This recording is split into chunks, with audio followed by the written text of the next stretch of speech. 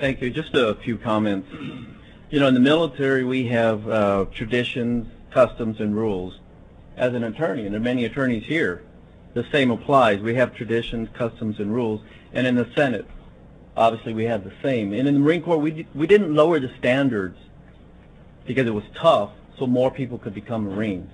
We didn't lower the standards for the bar, so more people could become attorneys. Or if you're losing in the courtroom, you can't change the rules in the courtroom simply because you're losing. Last year, Senator Gallegos and I barely made it on the Senate floor. I made it, I think, by 10 seconds, if you recall. And one of the reasons that happened is because I did what I thought was the right thing according to tradition, customs, and rules. I called in and I said, I'm not feeling well. I'm sick. Senator Vandenfee was there the day before. Said, go home, Carlos. It's not like the voter ID bill is going to come up. Sure enough, they did. And it was because I was following what I learned as a Marine, as an attorney, and as a senator, as a statesman, that you have to have these traditions, these customs, and these rules. And so it saddens me that we're chipping away at that. And I'll close by saying, yesterday I met a couple hundred people from my district. And as you know, my district goes from San Antonio to El Paso. Several hundred people came in from El Paso, from Alpine. I had the mayor from Pecos, of course, San Antonio. They talked about water. They talked about veteran services, healthcare. Not one person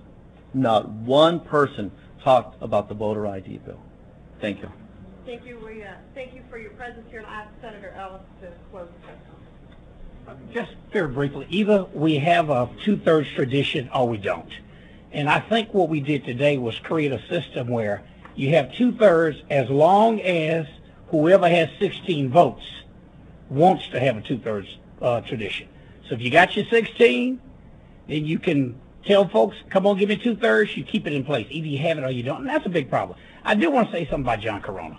What a courageous individual and human being. And I think that that is the kind of attitude that all of us want in the Senate. Going forward, you know, who knows what impact it will have. But it's not a good day for the state of Texas. Traditions are important. And we broke a very rich tradition today. Thank you all. Thank you, members of the press. Thank you, senators. Thank you. I guess we can't go home. Y'all will do more conference.